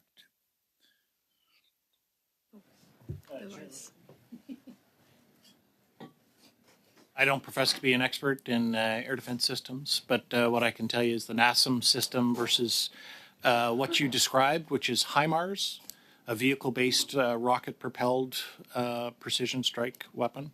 It's two different things. All that to say that it's nice to know that we're now delivering what our allies in Ukraine have asked for, and this system is going to actually make a meaningful difference to their fight against Russia. So I take it you're not going to give me any more particulars about the NASAM system versus the Patriot system and what this protects from. If you're not experts in this, that's fine. Am I correct in saying you don't have the expertise to answer specifics about that system? Yes, sir. I do not. Okay. So how about this one? We all know about Project Unifier. We had the supplemental estimates. And we know we're giving, $760 million more to Ukraine. What are we doing to continue to train Ukrainian troops? Certainly, this is a big issue in Ukraine. The troops are on the front line, are getting very fatigued, having fought now for 1,000 days, some of them. They're running short on soldiers. They certainly need to be training new brigades. And my understanding they are. What form of assistance is Canada providing in training Ukrainian soldiers? I can start and then hand it over to the vice. A huge range is the short answer, and very clearly targeted at what the Ukrainians need. The training that we provide is discussed within NATO as a direct result of conversations with the Ukrainian Armed Forces, where they are categoric about what it is they need and when. This is part of the issue, is how quickly and in which locations can we provide training. Right now, we've got about 350 members of the Canadian Armed Forces providing a diverse range of training to Ukrainians in the UK as well as in Poland. And combat engineering, medic, leadership development training, a range there, and also some other training of aircrew, in fact. And Vice, anything to add? The only thing I would compliment, Chair, is that the nature of the demand is constantly changing because the nature of the fight is constantly changing. So it's not just what the Ukrainians want, it's actually close collaboration with allies to match who has the best competencies and available resources to match as quickly as possible. So we have good young Canadians out there doing great work based on what the Ukrainians are looking for. So you say we have Canadians doing training in Poland and UK. Do we have groups of Canadians based there that are specifically training groups of Ukrainians? Or are they Canadians kind of embedded within British forces, Polish forces, working with them to train the Ukrainians? Yeah. It's a little different for every circumstance, but essentially that's it. We have Canadians working with Brits training Ukrainians. We have Ukrainians embedded with Canadian organizations. Whatever satisfies the best way to deliver the training as fast as possible. The minister was asked by Madame Normandon about 150 millimeter ammunition. Certainly, the Ukrainians have been running short of that. The minister said that right now we're producing 5,000 rounds per month. Is that going to the Ukrainians? So what I can say is that Canada has been donating a lot of equipment to Ukraine, ammunition being included into this. So far, there's been more than 20,000 rounds of 155 millimeters ammunition provided to Ukraine. What are our plans? I mean, although it's great to be able to shoot off a few rounds ourselves and make sure we can do it, the Ukrainians need them. I don't think the Canadian Army is in desperate need of shooting anybody with 150 millimeter rounds. Why aren't we giving those to Ukraine? Yeah, Chair, I would. We always want to do more for Ukraine, but I would counter the argument, say, to achieve a level of readiness of our forces, we need to constantly practice the competencies of indirect fire. So we need the ammunition, regular and reserve, to maintain a level of readiness. So it's a balance. And as we ramp up, because the minister has said we want to produce 12,000 rounds per month, is more of that going to be going to the Ukrainian forces, that new production? Thank you, Mr. Belowski. Your 6 minutes has expired. Madame Normandin, 6 minutes. Merci beaucoup. Une dernière. Thank you. A last line of questioning, the 155 millimeters, the study that was commissioned back in March for the industry. First of all, I'd like to know if it's been delivered. And secondly, did it cover improved capacity for production for the M107 or the 795? The study has been started. It's continuing. And it is for the 795 millimeter variation. Thank you very much for that. To come back to the announcement made in July at the Washington Summit to increase the budget to 2% by 2032. I'd like to know when the department was advised about this beforehand and what is the impact on the supplementary estimates as of now. Does that mean being able to open up the taps a bit more for the spending now, not just in the long term up to 2032? Thank you for that question. We have drawn up documents and plans over months, and we were very happy to see something being said publicly about the 2%. And now in terms of implementation, we have to see how much we can spend per year between now and 2032. We do have plans in the works on that as well. But until we get money in our hands, so to speak, and until we can vote on the supplementary estimates process, we won't be able to spend this money. So we're in planning mode at the moment. I'd just like to add something, Chair. For the CSE, it is effective this fiscal year if the money is voted on a positive way. Now, just to be certain, the Defence Policy Update came out around April, May, and we had 1.16% increase of the budget. So the same thing that was announced, the 1.76% rather percent. There was also this increase to 2% that was announced in July. Well, we're always very optimistic, so we're always planning for the best scenario. And now, specifically for you, Madam Beck, the last time you came before the committee, we put questions to you about a defence industrial policy. And you said you were favourable in this. In general, witnesses are very favourable to having this type of defence industrial policy set up in the minister as well. Everyone is in favour of this, but we don't have the impression that concrete steps are actually being taken to set this type of policy up. So I'd like to know what is being done tangibly so we can get a true defence industrial policy. Well, no paper has not been written. We need to hold consultations first with the industry, amongst others, and also with our allies, because we've seen the US, the European Union, Australia have already come out with this type of similar industrial policy. And each time when we have meetings with the industry, we put that type of question to them throughout the meeting, and we also speak with our colleagues in other departments. It would be industry, science and economic development would be one, and also PSPC, because we're a triumvirate, if you like, to try and establish the diagnosis for the challenges ahead of us and then come up with solutions. We'd work in partnership with the industry. Well, as you've raised that question, the fact that financial decisions are not just taken with the DND, but it's with the PSPC and the ISDE. So there are several actors involved in the decision, and that slows down the procurement process, in particular for new technologies. So is there some will to better centralised decision-making rather than having this constant vetting across 3 different departments? The reason why this was set up several years ago to have all of this vetting from different involved departments was to make sure that we were spending the money correctly.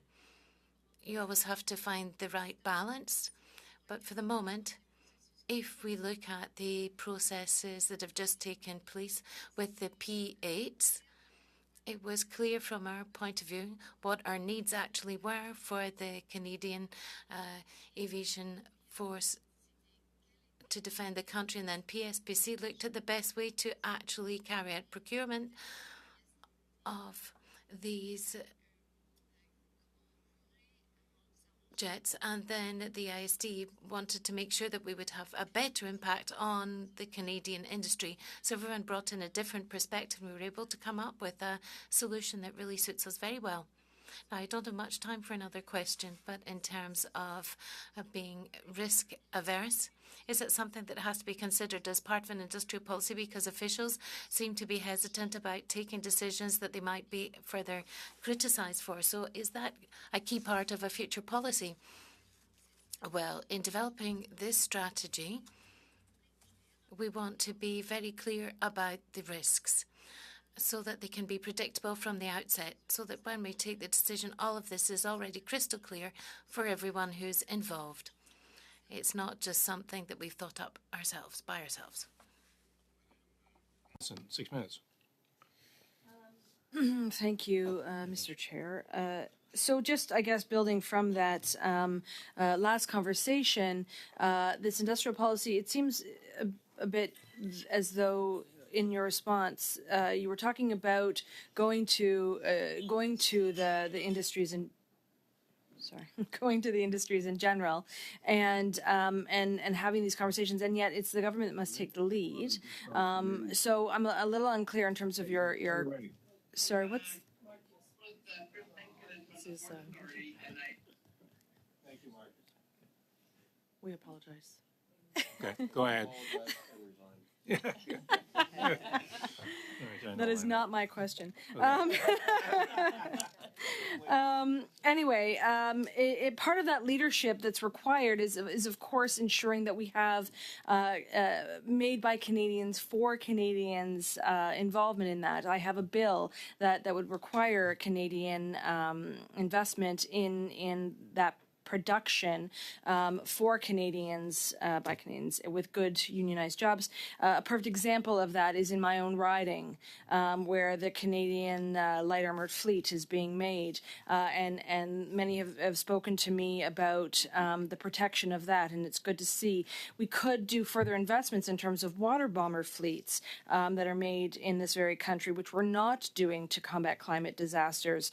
The further investment in Canada shipyards. So is there in the works a far more domestic procurement strategy as opposed to what we're seeing in terms of quite elaborate buying of American industrial solutions? I think that's a really important goal of this defense industrial strategy, is to demonstrate what kinds of products can be made efficiently, effectively, cost effectively here in Canada, and particularly where we have areas of expertise that we want to encourage and grow, especially from a developmental perspective. There will be times where the equipment that makes sense for us to buy is not made in Canada. Those are the ones where we want to try and make sure that there are offshoots, that there are parts, for instance, that are made in Canada. I would point, for example, to the F-35s, where we're not building the entire aircraft, but there are Canadian suppliers who are part of that process. In every single F-35, there are parts made, yes, but parts.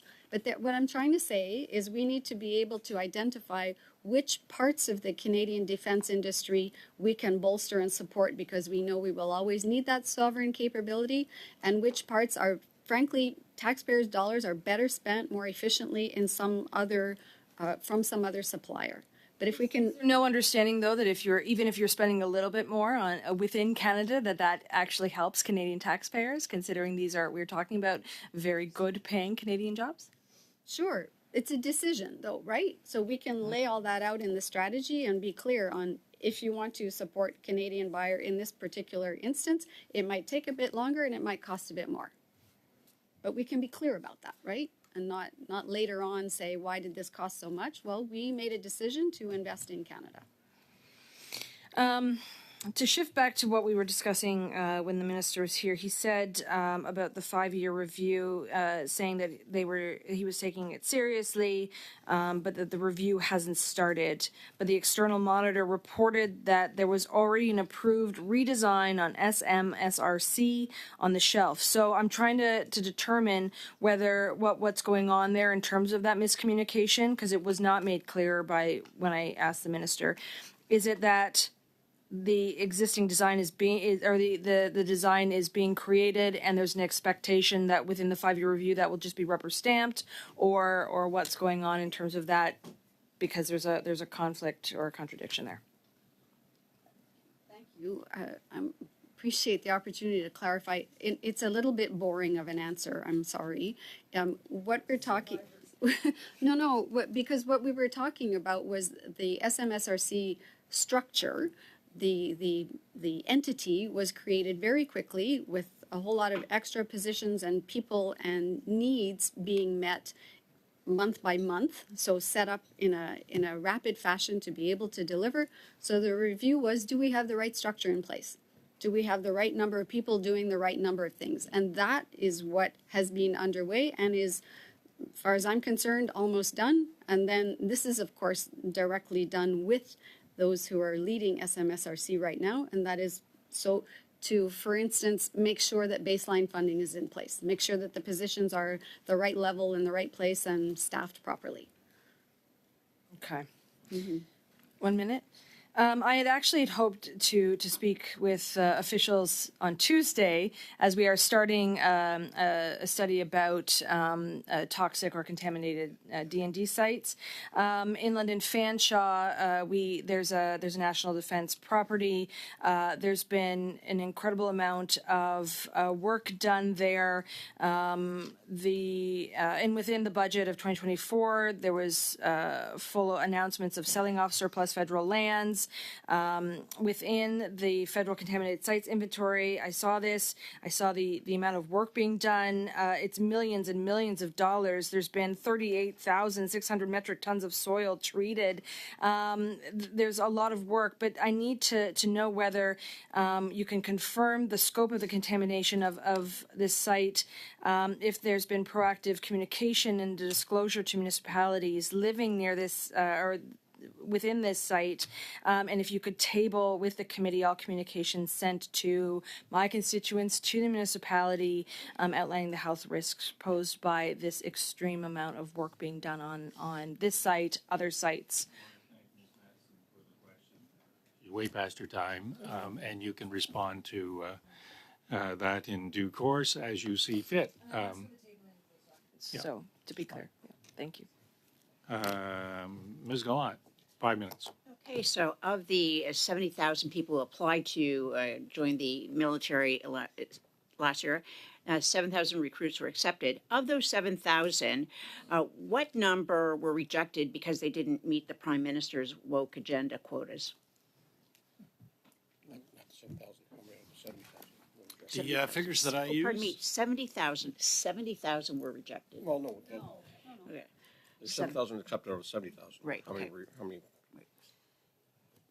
So 7,000 accepted. Of those, what are rejected? Perhaps I'll begin, Chair, with the distinction between those that demonstrate interest in joining and those that are actually enrolled.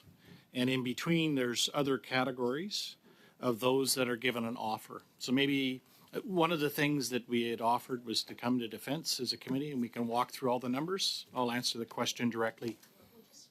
What number of Canadians were rejected because of it? So The DEI. What number were rejected on that basis? So it's not a question of, I'll try to answer directly because you deserve that. It's, we focus on who gets enrolled and who, not necessarily who clicks and shows interest. The vast majority of people, so the number I'm tracking is 42,528 applicants. That's people that click and show interest. But in fact, the enrollment is something much smaller. And it's based on personal individual circumstance, based on our need. It could be health, although we're changing that. It could be What number are we still short for the forces to be at proper strength, full strength? regular force, reserve. I'll give you 3 numbers if that suits, Chair. We've previously said 71,500 is the authorized regular force strength. We are currently at 64,076. This includes people that are qualified and trained and people in the training system. We have 30,000 reserves, 23,008 reserves currently filling those seats. So amid the $2.7 billion in cuts, how will the CSC Cyber Command be able to achieve the operational readiness to defend our country from cyber attacks?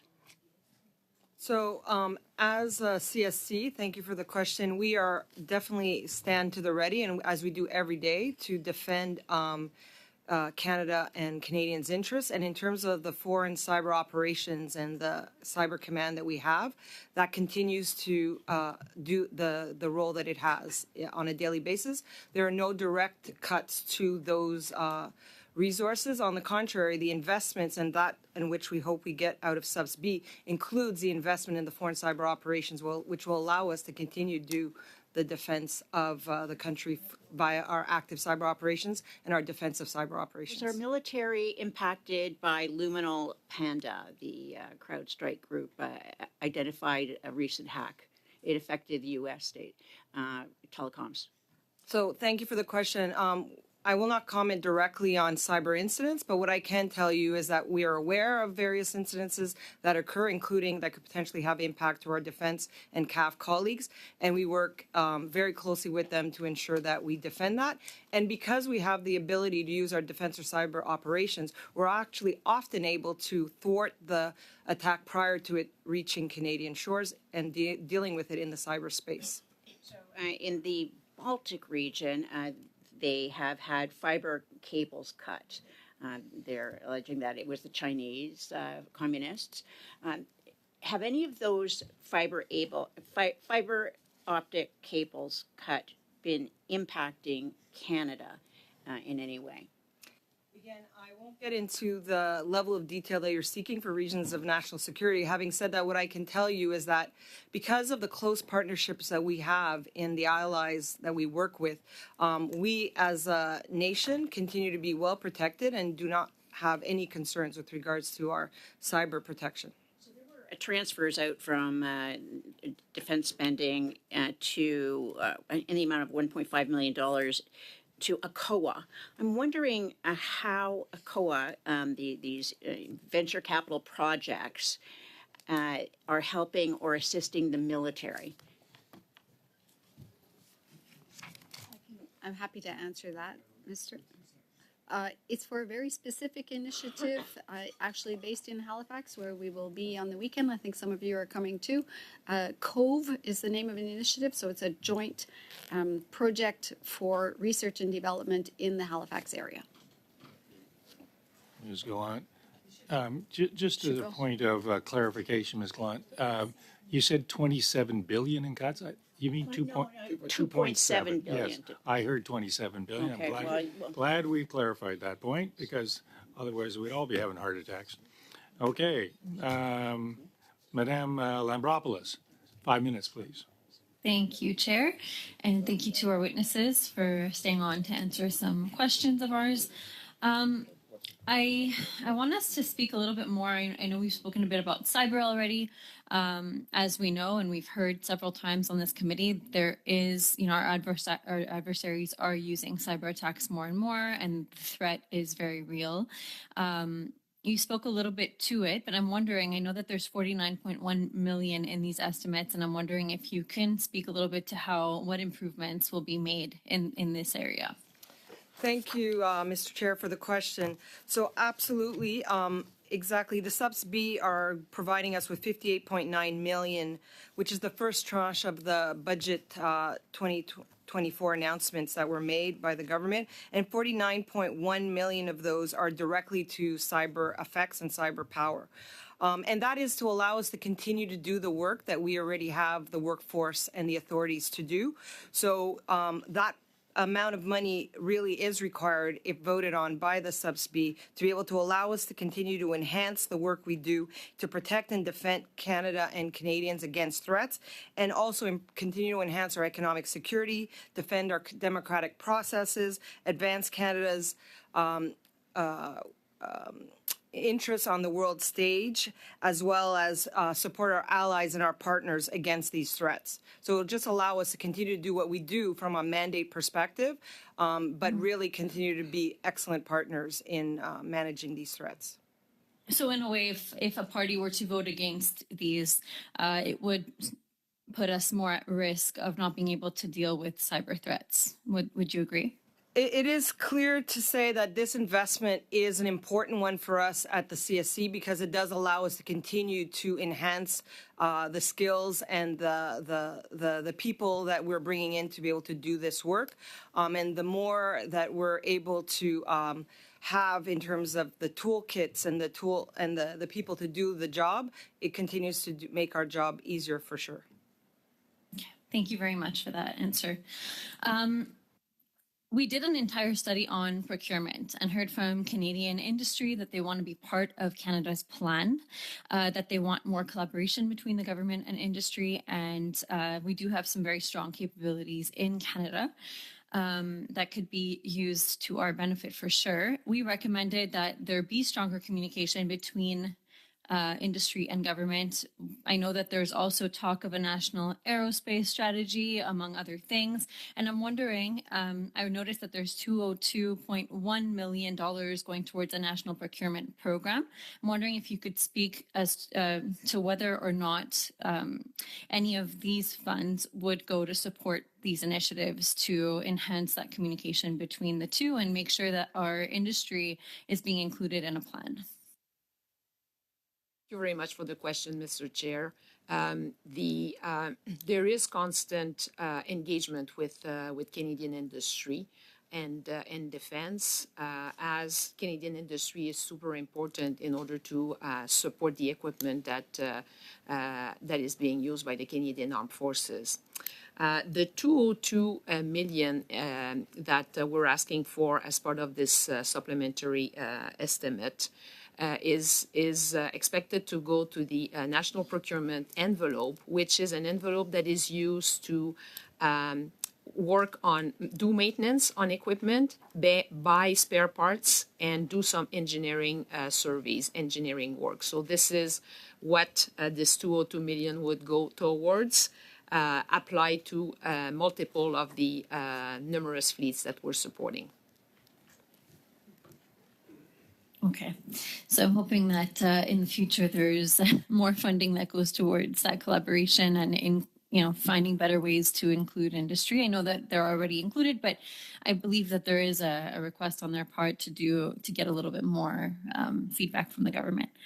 And finally, I did notice that there were initiatives in these estimates to end or address gender-based violence within the forces, and I'm wondering if somebody could speak a little bit to that. I know it's 1.5 million.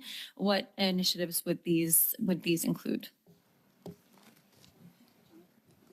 So I'm happy to answer that question. So it is $1.5 million in Vote 1, which is personnel costs, with an additional $0.4 million for statutory payments, which are around the employee benefit plan.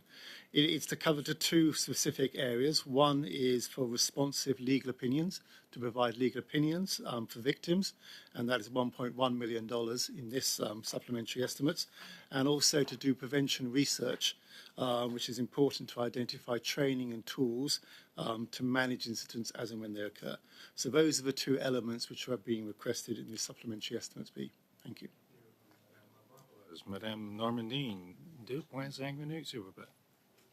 Merci beaucoup. J'aimerais faire du pouce. Thank you. I'd like to come back to the question from Madam Matheson. When you talked about transparency towards population, we need to provide the right figures, but perhaps we also need to be transparent internally.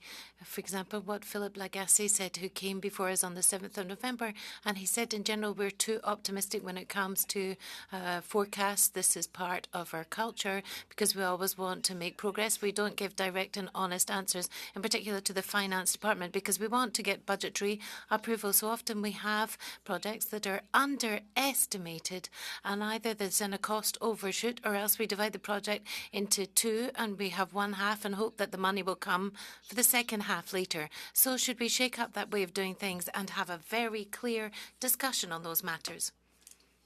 I think that everyone wants to answer on this one. One of the big problems with the costing and the figures that we provide is that we have to have these years in advance. So, of course, that means that when we're actually going to deliver the project, the figures have changed in the meantime. It's inevitable. For example, sometimes we're asked to provide figures for a project that will take place in 5 years' time. So we base our figures on the information that's currently available on the spot, and things change later. So if there was another way of doing this, for example, to give broader estimates in advance and give some sort of range and say it would be between X and Y, and then you could come up with something more specific later, and that would be better, not just for us within the Defence Department, but also in the Finance Department and the Treasury Board. But is there not chronic undervaluation of projects? For example, just for the 15 vessels, we're going from 26 billion to 100 billion. It's not a small variation, and systematically it seems to always be the case. So are we being too optimistic systematically in order to get the approvals? Well, it's not for reasons of obtaining approval, because we know that afterwards we'll have to explain these changes in costs. And perhaps I can turn to Nancy, who's actually working on this as we speak, because we have negotiations underway. I can't give you the details, but perhaps theoretically you can give us some ideas as to how this works. Unfortunately, Ms. Normandine is out of time. But Ms. Matheson might be interested. Ms. Matheson, 2.5 minutes. That's other ideas. Could CSE and DND CAF answer if Could you answer if you've ever or currently are using Israeli surveillance technology such as NSO Group's Pegasus or Cryptomax's Predator? And could you provide a list to the committee of all procurements from Israeli-owned firms? So CSC generally does not comment when it comes to procurement contract details because of reasons of national security. And so I'll leave it at that for now.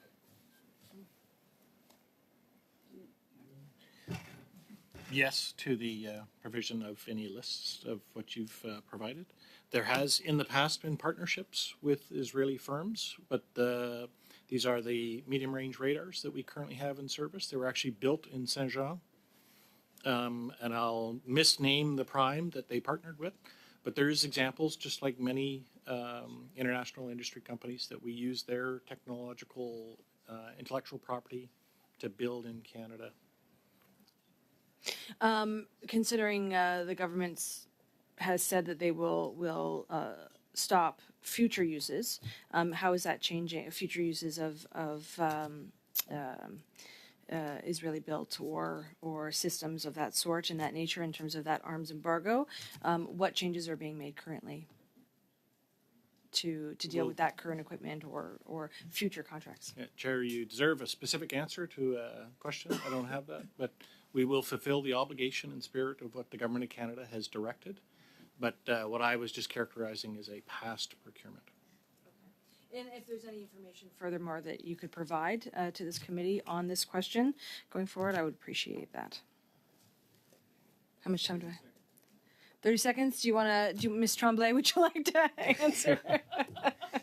Well, why don't we use it for, yeah, it's legit. She can have it. Yes. Thank you very much, Mr. Chair. To come back to the, je vais répondre en français étant donné que la question. I'll answer in French as it was a question put by Madame Normandin.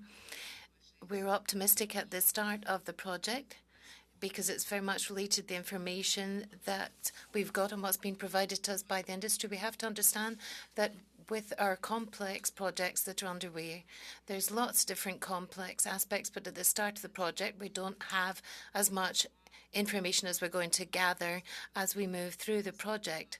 So the information is based on what we already have on hand at that point in time. It's not because we want to get the approval.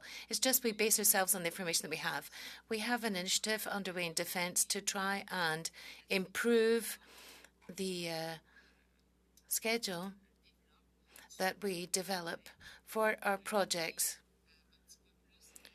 so that we can try and cover more of the risks that would have an impact on the schedule. Yes, thank you. It's exciting. Okay. It's exciting. So I'm assuming Mr. Bazan has a 5-minute exciting question. Yeah, thank you, Mr. Chair. We always do. General Kelsey, so just taking your numbers, on authorized strength, reserve and regs combined is about 101,500. Current strength is sitting at just over 87,000 and change. So the total shortfall is 14,400 thereabouts, which is down from the 15,500 we were roughly a year ago. Is that correct? Public math, Mr. Chair, is never my strength, but I'll agree because those are the numbers that I used. Now, in the past, when we've had General Eyre here, he did also mention that at one point we had 10,000 troops who were undertrained and undeployable. Do you know, out of the current strength of 87,000, how many would be undertrained and undeployable because they haven't been able to go through the proper schools for the trades that they've selected? That's the difference between, Chair, the trained effective strength and the trained effective establishment.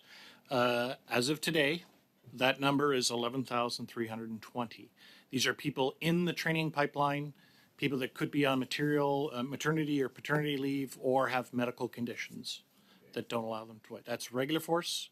Reserve, I didn't mention Rangers. Of course, there's 4,848 Canadian Rangers. Rangers are almost at full strength, I would think. Generally speaking, they different standards, yeah, full strength. Okay, so out of that 11,320, those that are undertrained, not that are on leave because of various reasons, of that 11,300, how are we going to get them trained faster so that we can get them in, increase our overall readiness? That is the key question, Chair. General Carignan herself is chairing a new business transformation meeting to get to undertake understanding that. First, I'll address the recruiting, and then your specific question about the pipeline, because it affects all services. Recruiting transformation includes changing how we get people through the door. We're not lowering standards, we're lowering barriers. So we're redesigning security clearance processes, not the standard, but the processes, undertaking medical, which I know this committee had looked at before, we discussed before, to make it closer to Canadian standards, to make Canadians safe, but we get them in the door quicker, and the aptitude testing. We made changes in October. We're already seeing results related to that. As the question points out, it's not just about getting them in the door on the basic training. It's each of the services being able to adapt to this greater load. And because of the state of the gaps of people that we have to make a choice between pulling people from line units, readiness, into training institutions by Air Force, Navy, and Army. So it's a very complex system of systems, but it's the strategic discussion that General Carignan. I do appreciate it. I got quite a few other questions. In the supplementary estimates, is there any restoration of funding to cadets that we know have been reduced from $240 million down to $200 million? Are we fixing that delta and increasing funding back to our cadet program? Not in supplementary estimate B. How about, I understand that talking to industry, that the Innovation Solutions Canada program has failed to follow up in confirming contracts with companies that are doing drone testing, doing targets, making pyrotechnics for training our troops, as well as our allies. Are those programs going to be, I'm awake, are those going to be restored so that Canadian industry can have the confidence that they can follow through on development of new technology to help our training? For the question, I'd need to know a bit more details about which companies exactly you're talking about. And as you may know, this is a shared program between multiple government departments, so it also might not be us. I will say we have not found it to be a very satisfactory program either.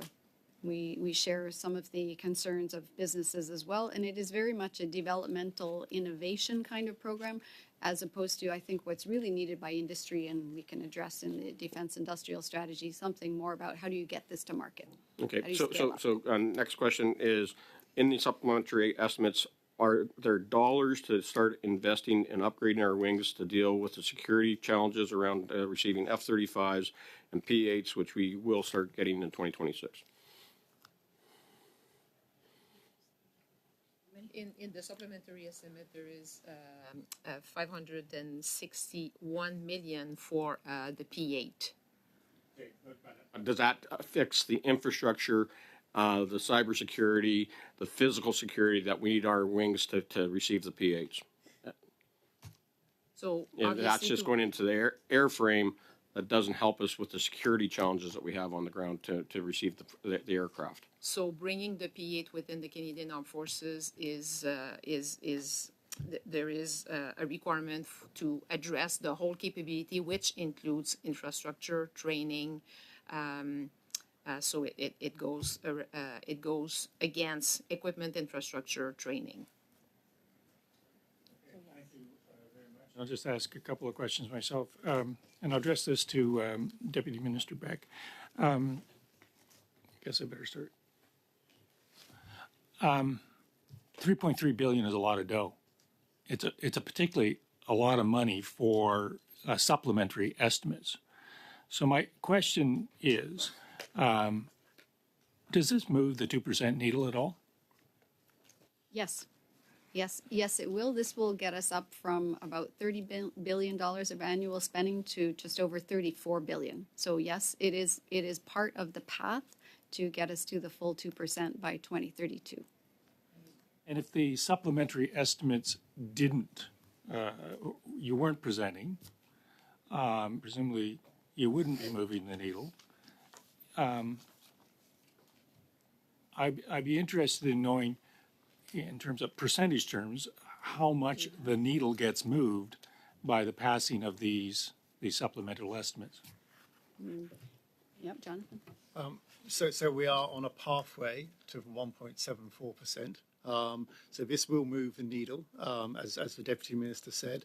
But also there's a large number of funding sources through ONSAF which have not yet been brought forward in supplementary estimates. So we are proposing to bring forward a supplementary estimate C, which will bring forward some of those items, in particular ammunition. Does this constitute an accelerated path from what is either in the DPU or was currently currently in the public domain? Well, 3.3 billion is basically a 10.5% increase into our overall budget. So it is definitely heading in the direction of a path towards 2%. Okay, thank you. Yes. May I add, just because worth noting that any budget that's invested in CSE goes fully towards the 2%. And so the supplementary estimate money that is with CSE will be part of that 2%.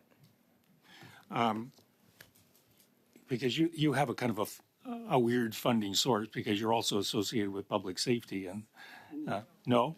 Okay. Totally under the defense portfolio. Well, financing-wise, yes. No. Reporting line does. No. Okay. Totally report to the Minister of Defense, All right. Mr. Chair. I will stand corrected for the time being. You have indicated that you are moving personnel into Taiwan. I think that is correct. Taiwan is clearly a world leader in misinformation and disinformation and dealing with it. What, if anything, can you say about, in the context of the Indo-Pacific strategy, your potentially increased presence in Taiwan? But what I can say is I do not have any personnel that will be moving into Taiwan. What I would say is that we are definitely working towards implementing the Indo-Pacific strategy. And with that, we received some funding of which is part of our base now. And we will be placing people in the region to be able to support the implementation of the strategy. And we work with partners and multilateral partners as well from the region, in addition to our Five Eyes, to continue to ensure that we defend Canadian interests as well as priorities of the government when it comes to the Indo-Pacific strategy. Mr. Bazan and I traveled to Taiwan, what, a year and a half? And Cheryl. And Lindsay. Yeah, that's right. And Christine. Okay, everybody. Half of us were there. Yeah.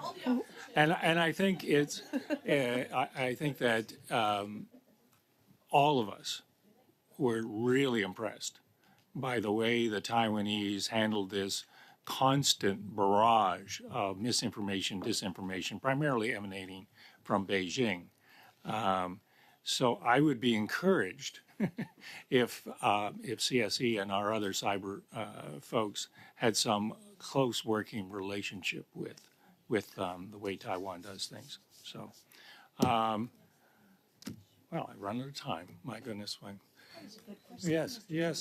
Well, you know, when you're the chair, you have to ask the questions the opposition should have asked. So. That's last time. Yeah. Compliment. Yeah. So, colleagues, well, first of all, then may I thank you for your presence here. I like the state of the working relationship between the committee and the department and CAF. And I hope we continue to enhance it, and I'm looking forward to some offline discussions as well with all of you. So with that, before we leave, we have to do some formal stuff. Mr. Chair, if it's on the subs, we just received these on Monday. I'm not prepared to take the vote on them. We do need to consult with others on the supplementary estimates. I'm still going to call. You got till December 10th. There shouldn't be a rush on this. Well, some might disagree with your view as to whether there should or shouldn't be a rush. The rules are December 10th is when they're going to get reported back to the House. When they I would have like to take be some time reported. to I drill wish down they these numbers. have to. I can call the vote at any time, and I'm calling the vote on the estimates. Well, that's So call fair or prudent. I just want to have a point of order, I Mr. don't- Chairman. Okay. Point of order. If it is a point of order, go ahead. This is the first time in 9 years that we've actually had the minister in before we even asked, in fact, before the estimates were voted on. So to what do we owe this sudden rush to get it done? Yeah, I'm not wondering what the games are coming from the Liberals. That's not a point of order. With the minister is here, the staff are here, and we are discussing the Point of order. Okay, we got 2 points of order. Could you just clarify whether this vote on this is dilatory? Meaning, is there debate allowed prior to the vote? No. Well, I correct myself.